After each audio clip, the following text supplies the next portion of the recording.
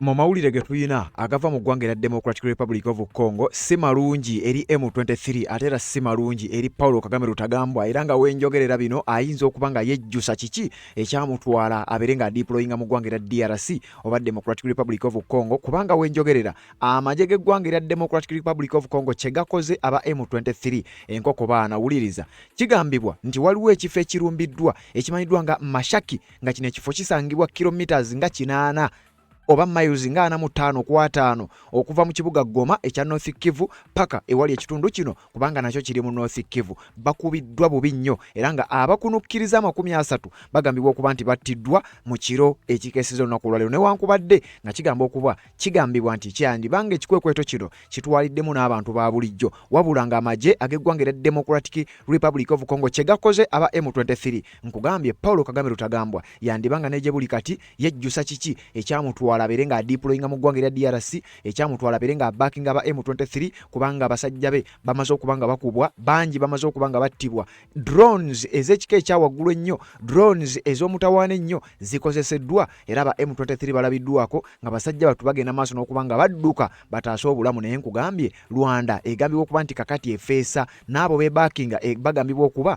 nti bali mu kaseera ak'akazigizigi oluvannyuma lw'okuba nti kakati Democratic Republic of Congo bakozesa tekinologi bana abasajja gwe batasobola kukontrolinga, gavumenti ya Rwanda gwe tasobola kulwanagana naye ng'eyambako aba M23. wenjogerera drones ngenda zikubulira kika kya drone ki Congo zekozesezza okugenda maaso n'okusesebbula enfo ezisangibwa mu kitundu ekimanyiddwa nga Mashaki, ekigambibwa okuba nti bano gye babadde beekwese babadde balina meeting gye bagenda maaso n'okuba nga bakola, era babadde mu kizimbe ekimu. Gavumenti ya Congo n'efuna intelligence jjukira gye buvuddeko, bano abasajja ba Congo bazze nga bakuba, era nga mu bye babadde bakuba byonna bibadde nga byoleka nti Congo kakati ekozesa GPS nebanga esobola okutrackinga nti bano kakati batuddewa mu kizimbe we babadde batudde. We bagambye okuba nti babadde bakoze meeting, tewali amanyi meeting ebadde kuki, oba babadde bawuliziganya ne Paul Kagame Rutagambwa, babadde bawuliziganya n'abakomanda baabwe, naye babadde mu meeting, era abasukka mu 20 kikakasiddwa nti bano kakati wetwogerera bagenzi eyabwe yawunzikiddwa dda. Naye nga kigambibwa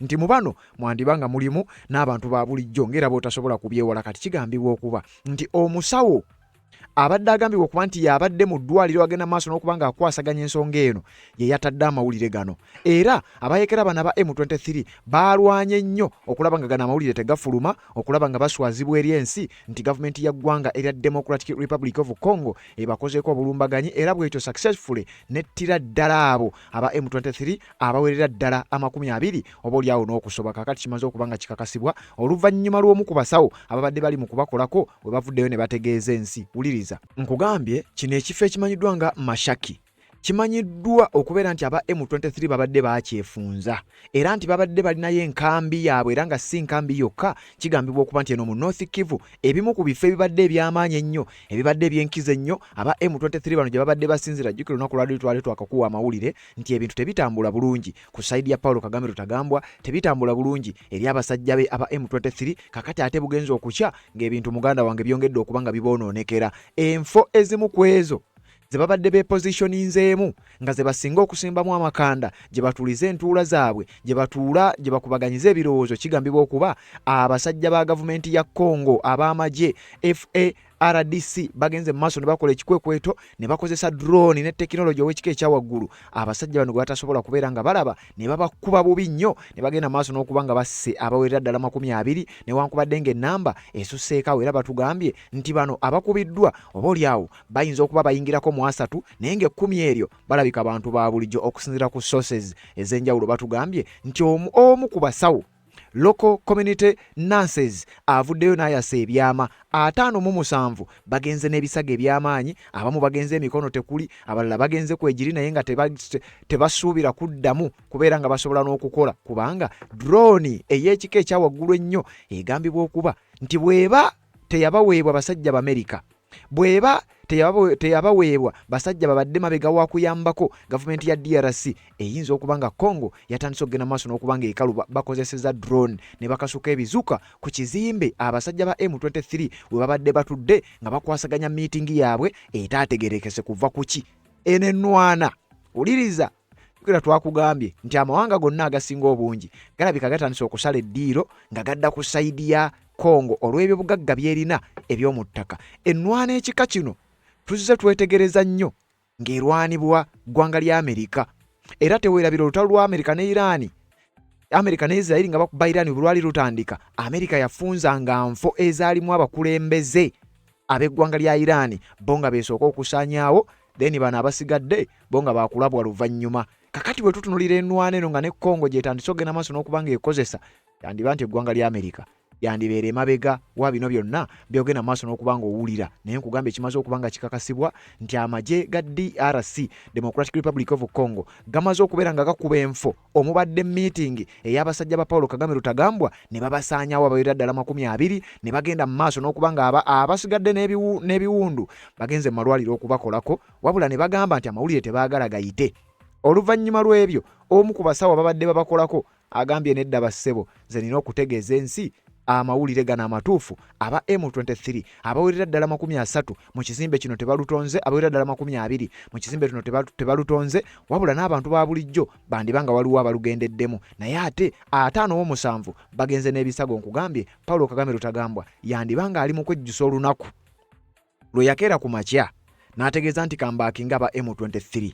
Yandibanga yejjusa olunaku lwe yakeera ku makya n'agamba kandiployinge ku ttaka ly'eggwanga erya Democratic Republic of Congo olw'ensonga bino birabika bitandika butandisi. Katujjewo akalango nze gye nkulambuze Mashaki ekitundu kyonna amagye ga Congo olabe kye gakoze aba M23, olabe obusungu n'obukambwe n'okutya obwolekedde Paulo Kagame Rutagambwa na kiki ekiyinza okumutuukako singa bino bisigala nga bitambula bwe bityo. Luno olutalo nakugamba teweewuunya nnyo nga lwe luviiriddeko okugenda kw'abamu ku bakulembeze ab'amawanga. Katujjewo akalango kano nzije nkwongereyo n'ensonga ezivudde Mashaki.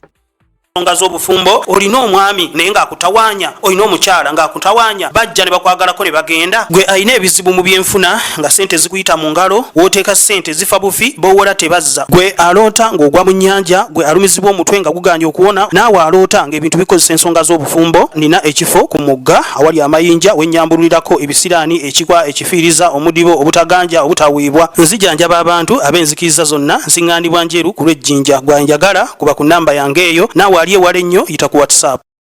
Yes, webale kubanga okyaliko yonna gy'osinzira okubanga gy'otulabira. Bw'oba tonaba kubanga osubscribinga kikole, kirira wansi awo olabe ekigambo subscribe kikwateko. Kwata kale ka notification obeera omu ku abasooka okumanya buli we tuba tutaddeyo obeere ng'obeera notified. Oleme kumisinga nsonga yonna kubanga wano we tulaga weetaaga okubanga omanya buli nsonga yonna gye tuteekayo. Ekiva mu ggwanga erya Democratic Republic of Congo okusinziira ku reports ze tufuna n'abantu baffe, kamera zaffe ze tulina ku ground mu kitundu ekimanyiddwa nga Mashaki, tutuuseyokko ne tukimanya nti kakati bye batugamba twetaaga okugenda maaso n'obbe kugamba gwazaagoberera bino. Njagala owulirize. Reports from local medical personnel and regional news outlets confirm that a series of drone strikes occurred in Mashaki, North Kivu on May 8, 2026. While the strikes reportedly targeted the M23 positions, there are conflicting accounts regarding the final casualty numbers and the status of those who killed. Wakyaliwo oba wabadde wakyaliwo ebyebuuzibwa nti ddala baali baani abaali battiddwa, newankubadde amagye ga Congo kyo kyategerekeka nti baali bayekera ba M23 be baali batagetinze. Kakati nkyakutwala ogenda kwewuunya ebigenda okuva sayidi eyo. Ekitundu bakiyita Mashaki. Kino kiri mu kilometers nga 8 oba miles nga 50 okuva mu kibuga Goma ekya North Kivu mu ggwanga erya Democratic Republic of Congo. Era nkugambye oyinza okuvugirawo essaawa nga 2 kakati abayekera bano aba M23 okuva e Goma okutuuka e Mashaki bajje bataase bannaabwe kibadde kibeetagisa essaawa 2. Congo ne bagamba mmwe temutulabanga, ffe tetujja kwetaaga kuyita wansi, tulina tekinologi abasajja Abamerika baatuwa, tujja kubasesebbula. Ne bakozesa drones ez'ekika ekya waggulu ennyo ne bagenda maaso n'okubanga basesebbula enfo eyo emanyiddwa nga Mashaki aba M23 gye babadde bawamba, era ekizimbe kirabiddwako nga kyonna kirekeddwa ku ttaka n'abantu ba bulijjo ne bakeera ku makya ne batandika okugenda maaso n'okujja beerabire ku mbeera nga bwegenze maaso n'okubanga ebeera.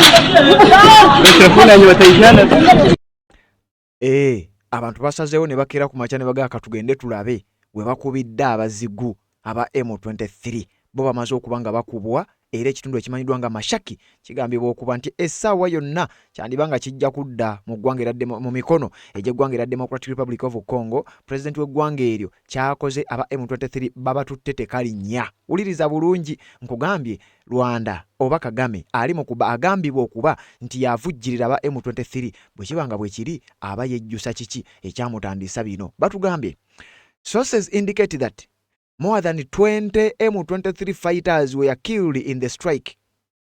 A nurse at local clinic reported that one strike targeted a residence where rebel officers were allegedly holding a meeting. Nti aba M23 bokka bawerera ddala 30 abagenze maaso n'okubanga battibwa, naye nga kigambibwa nti okusinziira ku Nansi abadde ajjanjaba mu ddwaliro eriri okumpi awo, sinakindi nga y'omu ku babadde bajjanjaba bano aba M23 avuddeyo n'akakasa nti bannange mbabuulire aba M23 abawerera ddala 20 bakakasiddwa nti bafu, nga nze abagamba bino ndi Nansi. Era bano bafudde oluvannyuma lw'amagye ga Congo okukola okibayita intelligence ne bazuula enfo n'ekizimbe aba M23 bwe bagambibwa okuba nti babadde bakubye olukuŋŋaana, babadde batadde meeting, nga meeting tennamanyika meeting ekwata ku ki. Abasajja bagitegedde weetudde weeri ne bagirumba ne balumba ekizimbe ekyo ne bakikuba, era kigambibwa okuba nti 20 bafudde, naye nga ennamba y'abafudde eyinza okuba ng'ewera 30, nga10 eryo bandibanga bantu ba bulijjo, then nga 57 omugatte bagenze n'ebisago eby'amaanyi oluvannyuma lwa bino byonna ebigenda maaso n'okuba nga biba. The strikes were reportedly carried out by the Congolese army using combat drones to strike rebel positions roughly 40 kilometers west of Goma. Nti amagye ga Congo gakoze ebikwekweto eby'okumukumu ne bagenda mu bitundu ebiri mu western parts of Goma, ekibuga ekisangibwa mu North Kivu, ne bagenda maaso n'okuba nga baagala okusaanyaawo obubinja buno, obubinja obukulirwa era obugenda maaso n'okuba nga bulwanira wamu ne M23 baakubye ne bagenda maaso n'okuba nga babasaanyaawo. Wenjogerera basajja bakulu ebyabwe si birungi. Nkugambye ne Paulo Kagame Rutagambwa agambibwa okuba nti ali mabega w'okuyambako bano. Wenjogerera yandibanga yejjusa kiki ekyagenda maaso n'okumutwala abeere ng'alwana mu ggwanga erya Democratic Republic of Congo. Si birungi eri M23 nga bw'oyinza okukitegeera.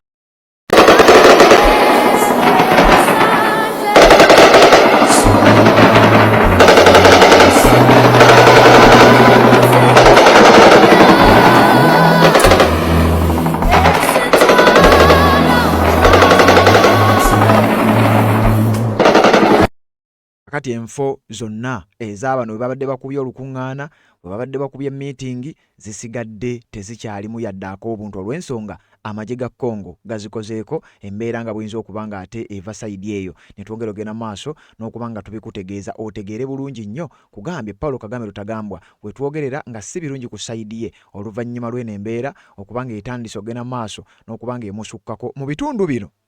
Wuliriza bulungi.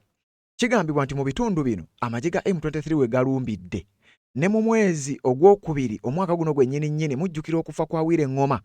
Engeri gye bakubyemu bano y'engeri y'emu. Congo mbu kati eyina obukodyo bwekozesa mu kukuba abayeekera bano. Jjukira Wireŋŋoma, Lieutenant Colonel Wireŋŋoma eyali omwogezi w'akabinja kana ka M23 yakubwa era n'afa mu bitundu ebyenjawulo, mu bitundu mwe baamuttira e Rubaya. Mujjukira amawulire ago twagabawa. Kakati engeri gye baamukubamu y'engeri y'emu gye bakubye bano, nga Congo kiraga nti etandise okuba nga eyigga bakulembeze. Ennwana eyo nkugambye erabiddwa nnyo nga ggwanga lya Amerika lye ligikozesa. Era envuufumo ne zitandika nti wano nno Amerika yandiba ng'eri mabega wa bino, era yandiba nga yeri mu kuyambako Democratic Republic of Congo okukola ebikwekweto bino eby'omutawaana. Nti Congo ekola olulumba lumu naye ate luba lwa mugaso nnyo okusinga ennumba 150 M23 z'ebeekoze. Ate nga tageti zonna zeeruubirira ebiseera ebisinga ebitundu nga 9 ku buli 100 zitandika zikwata era bino ne bigenda maaso n'okubanga byeraliikiriza abayambako aba M23 nti kakati butya bwe tugenda okubanga tukola kubanga abawa Congo ebyokulwanyisa n'obo ne training na buli kimu ate naffe babadde banywanyi baffe kakati kano kandi bakatego ke baatusuulamu okugenda nga tulumba eggwanga erya Democratic Republic of Congo kubanga jjukira guno si gwe gusoose mu mawulire agaafuluma gye buvuddeko era nga twagakuwa eggwanga lya Congo lyafulumya ekiwandiiko ne bategeeza nti baali bamaze okusuula wansi drone z'eggwanga lya Rwanda 2 era nga drone ezo baazikuba nga zitambulira mu bwengula bw'eggwanga erya Democratic Republic of Congo zaamala kugwa wansi then ne bazikuwata ne bazeekebejja ne bakizuula ti zino zaabadde z'eggwanga lya Rwanda nga Rwanda eziwadde aba M23 bagende maaso n'okubanga bazikozesa ebikwekweto. Democratic Republic of Congo Army says it shot down Rwandan drones era amawulire ago twagakuwulira mu kiwandiiko we baatunnyonnyola. The Congolese military said Sunday that it shot down a drone belonging to Rwanda Army in the Eastern Democratic Republic of Congo. The incident in South Kivu province marks the latest escalation between the two countries. Eggwanga lya Congo lyavaayo n'amawulire ne livaayo n'ekiwandiiko nti tusudde wansi mu bukambwe bw'ekika ekya waggulu ate mu bukodyo obw'ekika ekya waggulu era tusudde wansi drone eza gavumenti y'eggwanga erya Rwanda ezigambibwa okuba nti zibadde mu South Kivu nga zigenda maaso n'okwagala okukola ebikwekweto eby'enjawulo eri enfo ez'enjawulo ez'eggwanga erya Democratic Republic of Congo kyokka nga Rwanda ggwanga eryetongodde likola byaki bino mu ggwanga lya Congo. Paulo Kagame Rutagambwa nabyo ne bimuwunyira ziizi ne batugamba nti mu South Kivu province kino kyali kimaze okuleeta latest escalation wakati w'amawanga abiri era bwe busungu Paulo Kagame ndowooza bwagatta ku obwo bwalina ku ggwanga erya Democratic Republic of Congo. The unarmed aerial vehicle unmanned was shot down in mid-flight in the Point Zero area in the Minembwe Highlands in Fizi territory on Saturday, the army said in a statement. Amagye ga Congo gaavaayo n'ekiwandiiko ekyo ne gakakasa nti tukubye drones eza Rwanda mu nsozi ez'eyo Minembwe era ensozi ezo twagendayo okulaba nti tulwanagana n'abayiikira bano aba M23 kubanga tukimanyi ebyo gye basinze okubanga basiisira eggwanga lya Rwanda gye bibaweera obuyambi.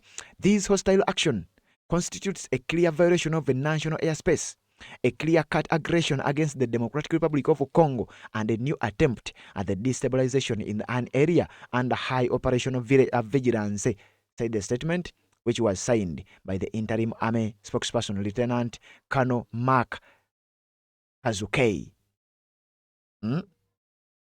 Eggwanga lya Congo lyategeeza nti tukubye drone ya Rwanda eno olw'ensonga tugikutte ng'eyita esaalimbira mu bwengula bwaffe ekintu ekimenya amateeka. Kimenya amateeka olw'ensonga eno airspace yaffe.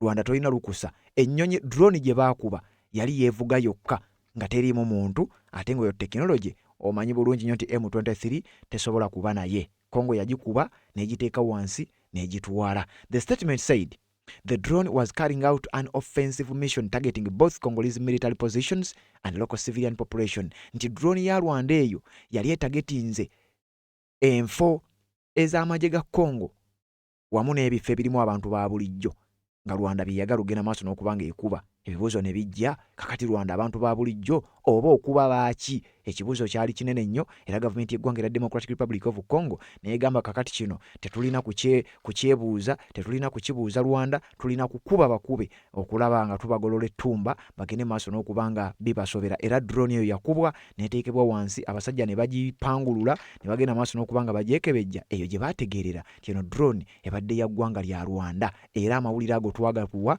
gaatambula nnyo nga galaga Rwanda butya bweri mugenda maaso n'okubanga eruzinga ebintu byayo ng'erumbye eggwanga erya Democratic Republic of Congo eritagirinaako buzibu. Kakati we twogerera n'abayeekera ba M23 abagambibwa okuba nti era bayambibwako eggwanga lya Rwanda bakubiddwa bubi nnyo era abafudde amannya tegannaba kubanga gamanyika, tegannaba kubanga galabika, naye ate bwe ganaalabika njagala okutegeeza tetujja kugenda maaso n'okubanga tugabawa. Drone ezizze zikubibwa eza Rwanda kabonero akalaga ti Democratic Republic of Congo striking omulundi gumu naye olwo omulundi gwe strikinga guba gwa nsonga.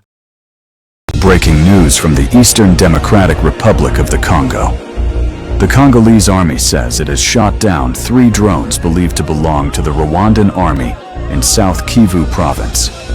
According to Operation Sukola, 2 spokesperson Lieutenant Mbuyi Kalonji Reagan, the drones were intercepted in the locality of Mikenj on Tuesday. Military authorities say the drones were linked to the Rwanda Defense Force and their AFCM-23 allies, accusing them of violating Congolese airspace and breaching the Washington Agreement, a peace deal brokered by President Donald Trump aimed at ending the war in eastern DRC. Meanwhile, the Congolese army also reports that 25 M23 fighters surrendered in Mikanja and Kakanga as security operations continue. Okawulidde baakuba drone ya Rwanda ne bagissa wansi. Era amagye ga Congo ne gategeeza nti n'abajaasi ba M20 abalwanyi ba M23 abawerera ddala 25 baatuuka okukkiriza ne bawanika ne basalendalinga ne bagenda ne beegatta ku magye g'eggwanga erya Democratic Republic of Congo era ne babatwalayo ne batandika obbabuuza akana n'akataano. Bino nno byonna nkugambye bubonero obwongera okukkaatiriza n'okukulaga butya olutalo bwe luli mugenda maaso n'okubanga lubeera lwafekitinga eggwanga erya Rwanda ekonome yaabwe na buli kimu, kubanga Democratic Republic of Congo nkugambye ekola olulumba lumu, olulumba olwo ne lutagetinga abamu ku bakulembeze b'abayeekera bano. Kyokka abayeekera baba bateekeddwamu omusimbi omungi ogutokomoka. Kakati drone ze bakozesa kigambibwa okuba zandibanga zibaweebwa amawanga gano ag'amaanyi agatandise okugenda maaso n'okubanga gakolagana nabo mu nsonga y'ebyobugagga eby'omu ttaka. Kakati Congo negamba tejja kufiirwa mukisa gwonna, era drone ez'enjawulo zizze zikubwa gavumenti y'eggwanga erya Congo, kyokka ate ezaayo zo zirabwa nga zitambulira mu bwengula awatali muntu yenna agikoonako, kubanga drone ya Congo tetunnaba kufunayo mawulire gonna agalaga nti ekubiddwa. Zo zibeerawo era zigenda maaso n'okukola ebikwekwete by'enjawulo, kubanga era gye baakozesezza okukuba abasajja bana ba M23 ne batandika okubaleka nga babona emiwabo. Era njagala okutegeeza aba M23 baalabiddwako nga bataddeko kakokola tondeka nnyuma nga buli omu ataasa bulamu abo abaasobodde okuba nga bawonawo. Naye nkugambye abasajja baakubiddwa ne kireka ne Paulo Kagame ng'ali mu kwewuunya, ng'ali mu shock, agamba ngenda kukola ntya okulaba nga aba M23 bano basigala nga bagenda maaso n'okubanga balwana. Wuliriza, tukyagenda maaso wano nga bakugamba nti eggwanga lino erya DRC oluvannyuma lw'ebyobugagga bye balina eby'omu ttaka ng'abalwanyi bano abagenda maaso n'okulwanirayo bangi, ekimu ku bigendererwa kwagala kutwala oba kweziza bya bugagga ebyo eby'eggwanga erya Democratic Republic of Congo. Kakati Congo erwana kulaba ng'esigaza ebyobugagga byayo n'amaanyi gaayo na buli kimu ekyayo. Njagala okutegeeza nti eggwanga lino erya Democratic Republic of Congo libadde lirwanagana n'abayeekera ba M23 okumalira ddala ebbanga nga n'ezimu ku drones ezibadde zikubwa kigambibwa okuba nti zibadde za Rwanda nga ffe tulowooza M23. Ekirala, M23 yagezaako okukola ebikwekwete by'enjawulo n'ebaako ebifo bye yakuba, ng'ebifo bye yakuba baagala balowoozesa ensi nti Congo magye ga Congo ge gaakikoze. Wabula kyagenda okuzuulwa ng'amagye ga Congo gakozesa drone ate we gakuba target. Naye ate aba M23 bo we bagezaako okukuba ebyabwe byafaanana bulala era nga byanjawulo.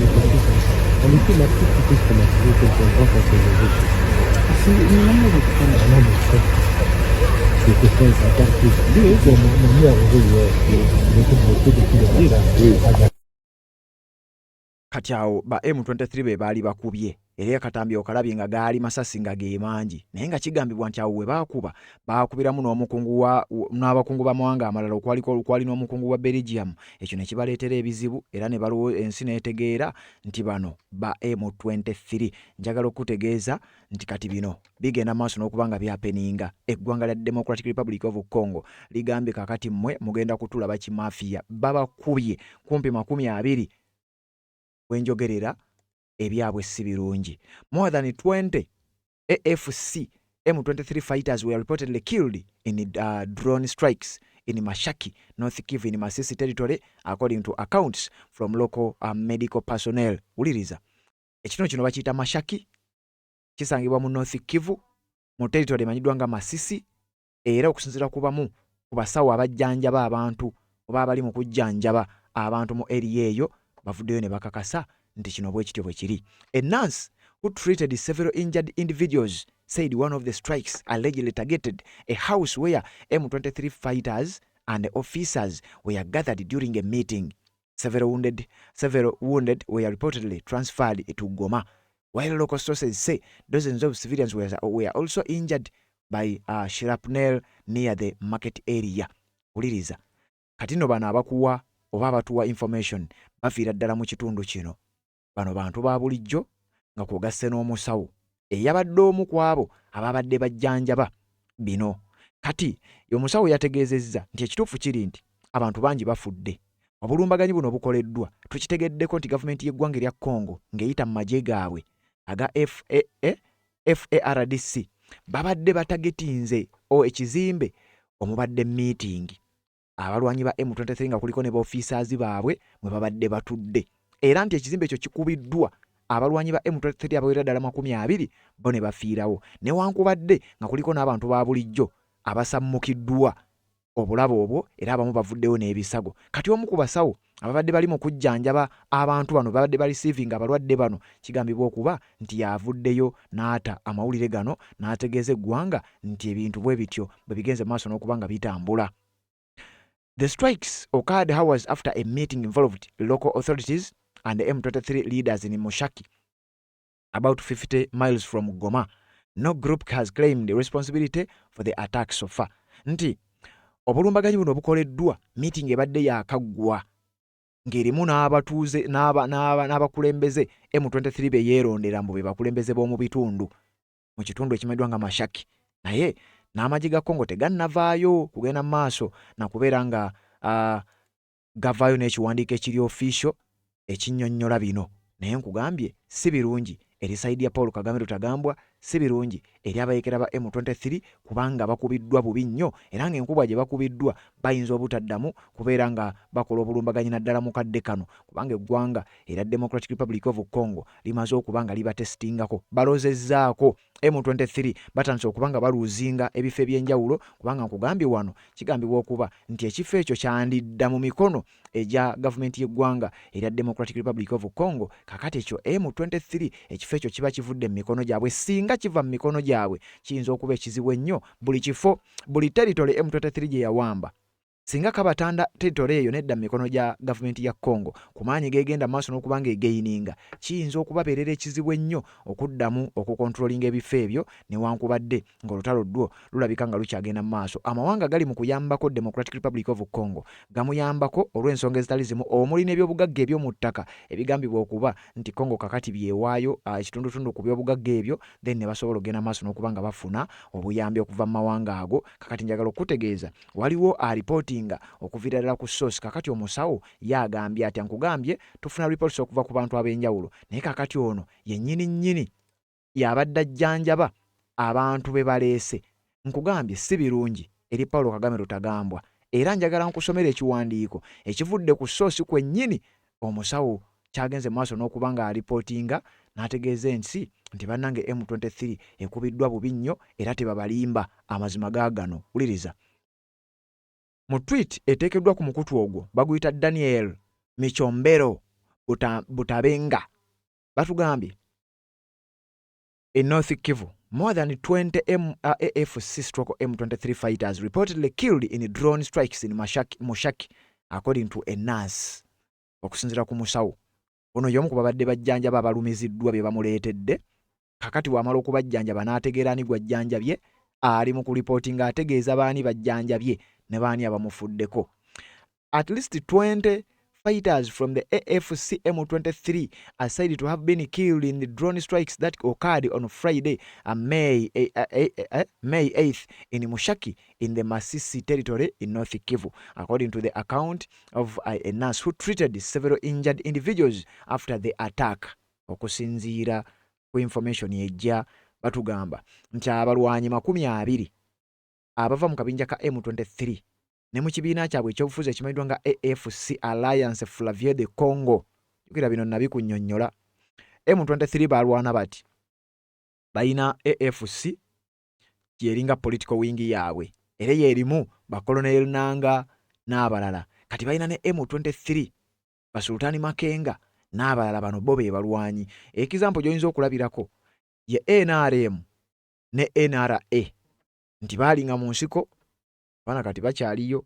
Bayina NRA nga be balwanya bakutte emmundu NRM nga ye yafuuka political wing yaabwe nga bamaze okutwala obuyinza. Kati ne M23 bweri nayo ndowooza eyo strategy nabo erabika yaabwe nga nabali bwe bayina eri. Kakati bano aba Congo babadde batudde aba AFC political wing n'aba M23 military wing obangiyite rebel wing eyabayeekera babadde batudde mu kitundu ekimanyiddwa nga Moshaki nga kino kisangibwa mu territory emanyiddwa nga Masisi nga territory eyo esangibwa mu North Kivu. Babadde batudde bagenda maaso n'okubanga bakubaganya ebirowoozo okubigenda maaso nabutya bagenda okubanga bawunzika gavumenti ya Felix Tshisekedi.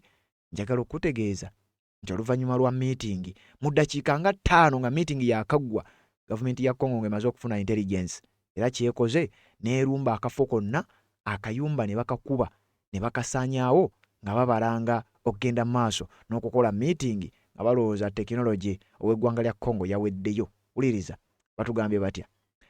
According to this healthcare worker who claims to have spoken with 7 victims admitted to a local medical facility, the second strike reportedly targeted a residential house where M23 elements and several officers from the rebel movement were gathered.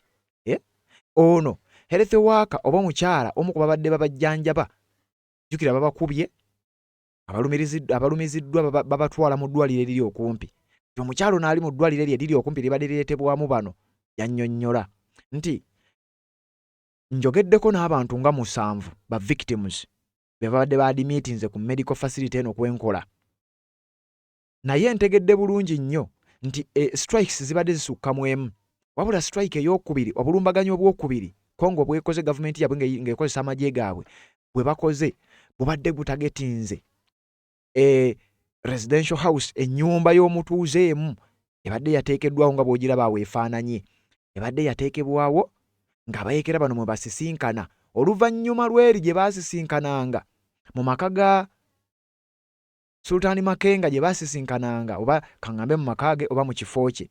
Kakati babadde baatandika okukyusa nga bagenda ne basisinkana mu bifo eby'enjawulo. Kati waliwo residential house emu gye babadde basisinkanangamu ennaku zino kigambibwa okuba nti intelligence ya Democratic Republic of Congo ebadde ng'ekola ng'erinnya akagere ng'eketta abantu bano batuulawa. Oluvannyuma lw'okubategeerawo we batuula amagye ga Congo ne galumba ne gakozesa drone ne gakuba akayumba konna ne gakasaanyaawo. Kigambibwa nti n'ababadde baliraanyeewo bambi abantu ba bulijjo bagabanyeekokko ku biwundu bagabanyeekokko ku bipapajja ebyo era bangi nabo bavuddewo n'ebisago. Naye ng'abasobodde okuddukawo aba M23 abamu basobodde okuwonawo ne bagenda n'ebisago nabo baddukidde mu ddwaliro lyerimu ku bali eriri okumpi. Kakati omusawo ono n'atandika okugenda maaso ng'ayogerezeganya nabo. Uliriza. The first bomb caused no civilian death. Ti bomu esoose okukubwa Congo gyekubye terina muntu yenna gwesse.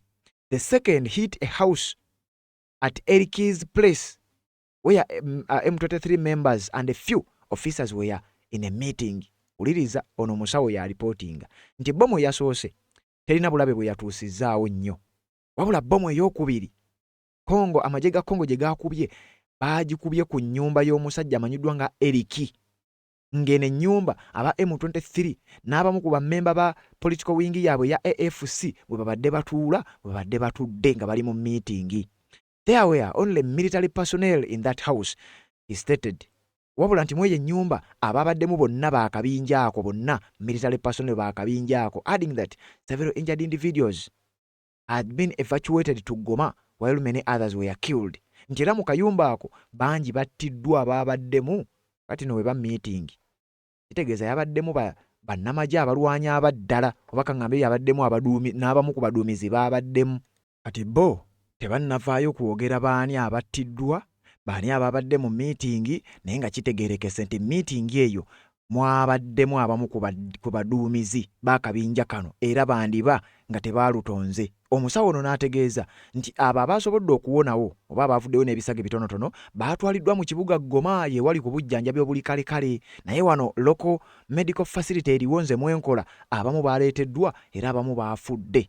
According to this account, the patients who received care estimates that more than 20 soldiers lost their lives in this strike.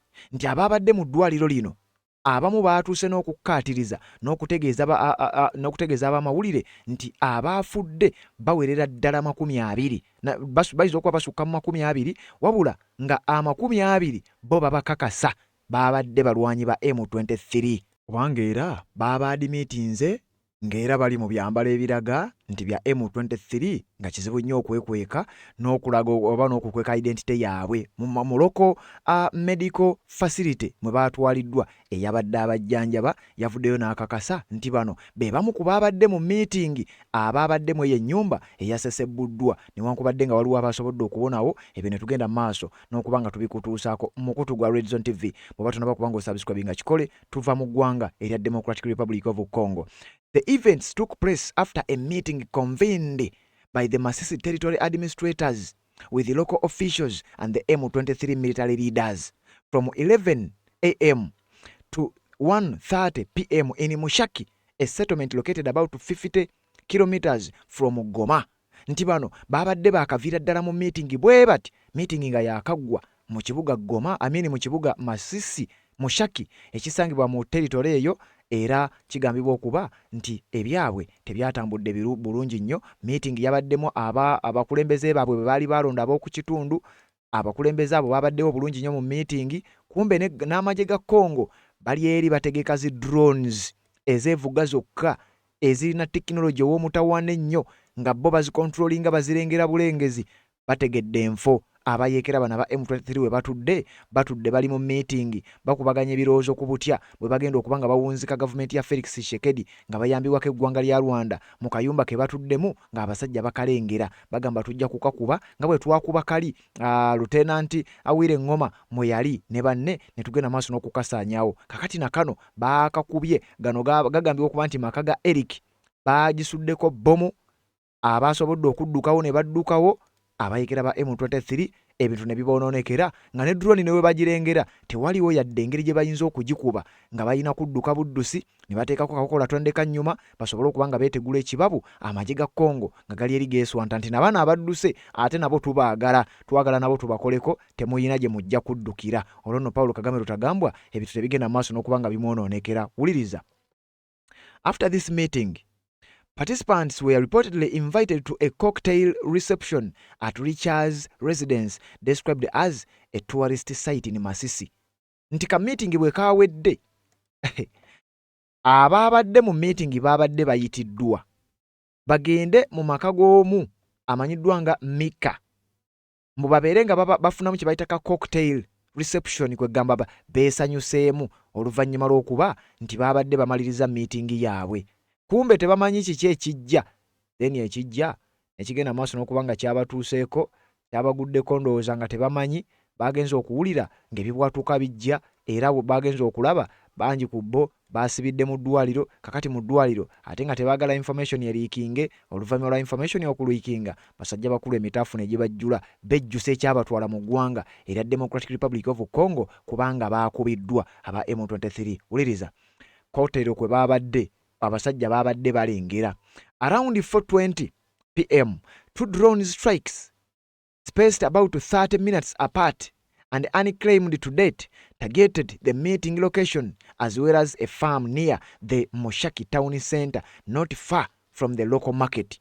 Uliriza nno engeri abantu ba bulijjo abamu gye byabatwaliddemu nayo tulina ogitegeera kakati wano batunnyonnyola nti ssaawa zabadde nga 10 ez'olweggulo obulumbaganyi bwa mirundi 2 bwakoleddwa kubana abakulu nga bali mu meeting yaabwe batudde tebamanyi kigenda mu maaso bo bali mu meeting balowooza baakabi nnyo bagenda mu maaso n'okuteesa bamaze okuteesa bagenze mu ka cocktail nga bafunamu kwegamba beesanyusaamu awo gavumenti ya Congo ogambibwa okuba nti gavumenti newankubadde tennakireyimiga bomu oba obulumbaganyi bwa mirundi 2 bwakoleddwa naye obulumbaganyi obwasoose bwakoleddwa ne wayita eddakiika 3 obulala ne bukolebwa newankubadde tebunnabeera bukyali unclaimed paka olwalero naye nga sources zitulaga gandibanga magye ga Congo oba sseekyo nga magye ga Wazalendo. Kati bano we baakubye wali kumpi eno bagiyita Mushaki town center naye ng'eri kumpi n'akatale kwegamba mu katale ka Mushaki town center amaka gano ge baakubye ne bagasesebbula bano mu baadde bakoze meeting maka g'abantu ate nga waliwo n'akatale. Kati kyovula nga waliwo n'abantu ba bulijjo abaalumiziddwa. Local sources report that around 35 civilians were injured by shrapnel, particularly at the market and in the immediate vicinity of the targets. Nti abantu bagamba nti abantu ba bulijjo nabo baalumiziddwamukko, naddala abo ababadde baliraanye akatale ako oba ababadde bali mu katale akaliraanye ewantu wano akaliraanye ennyumba eno eyakubiddwa, wamu n'abantu banneyibo baba bali okumpimpi mu nnyumba eyabadde etuuziddwamu meeting. However, no civilian deaths have been confirmed on site, according to several independent sources, which also report seriously injured individuals transferred to Goma for specialized care. Nti tewannabaawo omuntu wa bulijjo yattiddwa oba yakakasiddwa nti yattiddwa, wabula reports zitulaga nti bo waakiri batwaliddwa, ababadde balina ebisago eby'amaanyi ennyo batwaliddwa, babaddusiddwa mu kibuga Goma, ekyo nga gye basobola okufunira ku bujjanjabi obusingako ko awo. In a statement, the AFC M23 reported a toll of 20 deaths. Aba M23 benyenenyeni beefulumiriza eggulire nabo ne bakonfaminga nti bambi baafiiriddwa abawera 20. However, this figure has not been confirmed by independent local sources, some of which suggest possible manipulation of the casualty figure. Uliriza nti naye newankubadde nga M23 yakyogedde nti tufiiriddwa abantu 20, kigambibwa okusinziira ku local sources nti bandibanga basukka n'akakaawo oba ennamba zandibanga si ntuufu, nga waliwo okumanipulating ennamba, bandibanga n'abaafudde bayinza okuba basingako kaawo, naye ng'ebintu si birungi eri basajja bakulu bano aba M23 n'ababa baakinga. Ebintu tebibatambulira bulungi nnyo, era wenjogerera oluvannyuma lwa bino byonna si birungi eri sayidi eno ey'eggwanga erya Rwanda. Kakati wuliriza mu statement zino. The recent drone strikes in Mushaki represent a significant strategy setback for the M23 and their backers, primarily by shifting a tactical balance and increasing international pressure on Rwanda. Abayekera ba M23 okukubwa kongedde okuleeta obulabe n'okuleeta obuzibu n'okuzza kwegamba n'okuteeka obunkenke eri gavumenti y'eggwanga eya Rwanda oba eri abayekera ba M23 n'abo ababa baakinga, era nga wetwogera ku baba baakinga tutegeeza eggwanga erya Rwanda wano mu mboozi eno bakugamba nti si birungi eri eggwanga eryo naddala internationally, in the region and locally. Bannansi b'eggwanga erya Rwanda abamu nabo bagamba mbu bino nabo tebibasanyusa. Kakati obukulembeze bwa Paul Kagame Rutagambwa ne bagenda maaso n'okufeesinga akaseera akazibu oluvannyuma lw'embeera okubeera ng'eri mu kubatabukako olw'abantu ba bulijjo okuba nga nabo batandise okubaako ebibuuzo bye babuuza ku nsonga eno ezigenda mu maaso. Olutalo luno oba obulumbaganyi buno bwayongedde butya okwexposinga n'okuleeta ebizibu eri abali ku sayidi ya M23 oba M23 abalwanyi bayo n'ababa baakinga. Uliriza, baafiiriddwa ekifo oba bafiirwa ebifo ebigambibwa okuba nti byankizo era bibadde bibawaniridde nnyo mu ntalo ze babadde bakola, mu nnwanagano ez'okumukumu ze babadde bakola eri amagye g'eggwanga erya Congo. Mushaki has been a critical rebel stronghold roughly 40 kilometers west of Goma. The ability of Congolese army to conduct precision strikes deep within rebel-held territory undermines the sense of security M23 previously enjoyed behind the front lines. Okufiirwa ekifo kino abayekera ba M23 n'ababa baakinga, okufiirwa bufiirwa ekifo kino bafiiriddwa ekifo ekigambibwa okuba nti kibadde kyankizo nnyo nga kiri mu kilometers nga 40 okuva e Goma, nti babadde bakozesaawo nnyo, era kigambibwa okuba nti babadde benjoyinga security, babadde benjoyinga buli kimu ku front line nga balina ekifo kino kibalimu 5. Eyo yemu ku nsonga lwaki obulumbaganyi buno Congo bwe yakoze bulabika nga bugenda kuteeka damage nnene nnyo ku gavumenti y'eggwanga eya Rwanda. Uliriza. While the Mushaki strike reportedly killed over 20 fighters, it follows a high-profile pattern of targeting senior officials.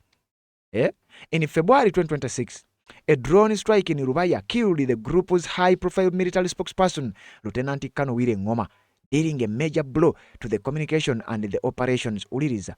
Nakugambye nti ennwana Congo kati gyerwanisa abayekera bano endwana eno ggwanga lya Amerika lye libadde ligirwana nga kano kabonero akalaga nti Amerika yandiba ng'eri mabega w'eggwanga lya Democratic Republic of Congo gwate ssebo. Lwaki obubaddi bwonna, lwaki obukodyo bwonna Amerika bwetera okukozesa mu nnwana zaayo era kakati tubulaba nga Congo yeebukozesa? Kati wano bakugamba mu kiwandiiko nti eno setback nnene nnyo eri M23 n'abagibaakinga. Lwaki?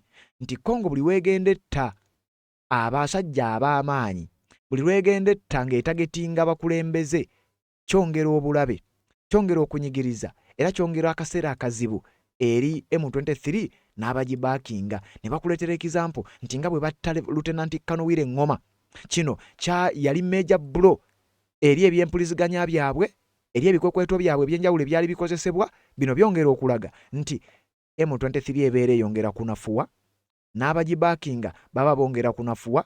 Ate bwe twogera ku bagibaakinga mubamanyi kati kigambibwa nti ebintu tebiba birungi gye bali. Technological shift, enkyukakyuka ku kushifutinga mu nsonga z'ebyokwerinda ebiina tekinologi ow'ekika ekya waggulu. The Congolese army increased use of Chinese CH-4 and Turkish TB2 drones has neutralized some of the traditional ground combat advantages held by the M23. Nti kati okumanya M23 n'abagibaakinga bali mu kuluzinga, wuliriza, Congo kyetandise okukola bano kye babadde tebamanyi era kye bagambye okuba nti bagenda kufeesinga akaseera akakazigizigi naddala mu lutalo luno gye lugendera ddala mu maaso, nti etandise okukozesa zi drones okuva mawanga ag'amaanyi. Teweerabira nti gano amawanga gali mu kwegula ku Congo olw'ebyobugagga bye. China eyina ennyonyi gyekola gye bayita C4, drone eyo gyekola gye bayita CH-4. Eyo yeevuga yokka drone eyo nga tebaamu muvuzi. Yemu ku drone ze zaakozeseddwa. Ne drone endala ya Turkey eva mu ggwanga lya Turkey bagiyita TB2. Eyo naye ebeera yeevuga yokka, ze zimu ku zaakozeseddwa. Kigambibwa okuba nti wano wabaddewo okushifutinga okwa tekinologi era akabinja kano bali mu kaneutralizinga n'okukendeeza amaanyi, kubanga amaanyi gaako gagambibwa okuba nti gabadde ku ttaka nga basinzira mu kkuba mmundu ne bagenda maaso n'okuba nga bayita mu bisika eyo ne bakola biki. Kati Congo tekyafa nabo, yeeyita mu bbanga nejja n'ebalumba, bagenda okwerengera ng'abasajja babayiseeko bali mu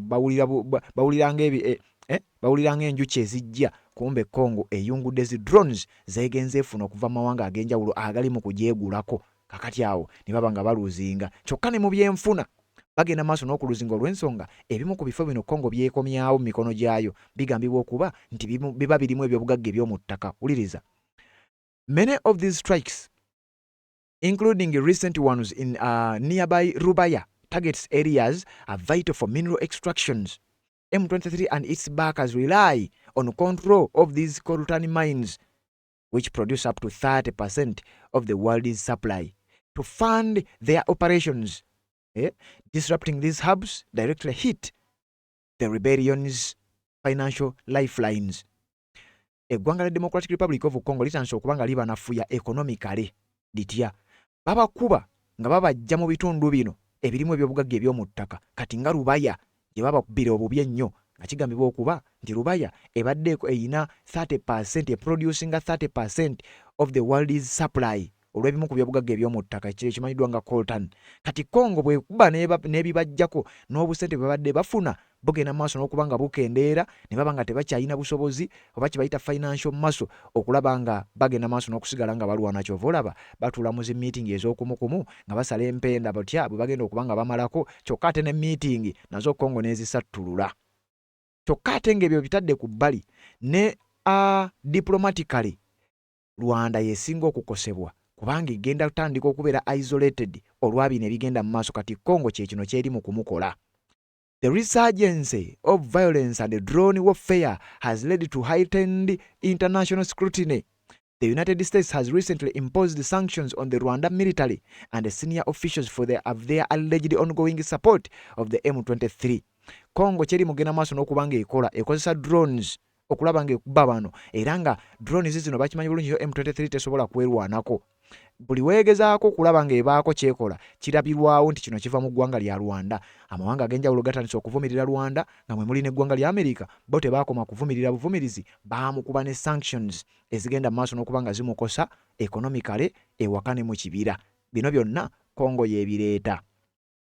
The strikes highlight the failure of the 2025 Washington Accords, further isolating Rwanda diplomatically as it accused of violating ceasefire commitments. Nti jukira Congo Rwanda Kagame alabye assigning endagaano kye bayita Washington Peace Accords mu ggwanga lya United States of America. Endagaano gye bassaako omukono yali yakuzza mu mirembe nga Kagame yeegaana akabinja ka M23. Oluvannyuma lw'okukeegaana kakati Congo baagiwa obukwakkulizo bwa kudisarminga kabinja Kagame ke yeekwasa. Kagame agamba adiployinga mu Congo nga defensive measure. Tshisekedi agamba nti ono adiployinga kutabangula mirembe. Kati buli omu bamugamba akole ekisoboka okulaba nga emirembe gidda mu ggwanga lya Congo. Kati ye Tshisekedi agamba nja kukuba abayeekera bano era abakuba kyokka ekyewunyisa abakubisa byakulwanyisa ebirabibwanga ebiva mu mawanga gano era nga kirowoozebwa obanga kigambibwa nti Paulo Kagame Rutagambwa ensi zitandise okuba nga zimuisolatinga kubanga yo Congo ne bwemukuba oba ne bwekuba ba M23 ate ye tebaginenya nnyo kyokka ate ye Rwanda buli weekolayo ekyenjawulo ate yo nga baginyigiriza newankubadde nga bino byateekebwa mu ndagaano era nga kino kiddirira nti Rwanda yeegaana M23 ate n'amagye gaayo neegaana okugajjayo. Kakati amawanga ag'enjawulo gatandika okugenda mu maaso n'okuba nga gavumirira bino era Rwanda yesinga okufeesinga akaseera akazibu naddala mu nsonga nga zino. Kakati gwampuliriza genda mu comment section owandiike nti bwe twogerera si birungi eri Paulo Kagame Rutagambwa n'abayeekera ba M23 kubanga bali mu kukubwa bubi nnyo mu ggwanga lya Democratic Republic of Congo eyo gye bagenda maaso n'okuba nga ate bateeka amakanda okulaba nga balinnyirira emirembe mu ggwanga eryo erya DRC. Neebaza gwe wenna amaze okuba nga osubscribinga ku channel eno naddala mu abajja ne muteeka comments zammwe mu comment section kyensinga okwagala era mbeebaza nnyo muteekeyo obubaka bwammwe mu vidiyo eddako ngenda kujja tubeere nga tubuyitaayitamu oluvannyuma lw'okuba nga tukomawo n'amawulire amalala ge tuteekeddwa okuba nga ate tukuwa.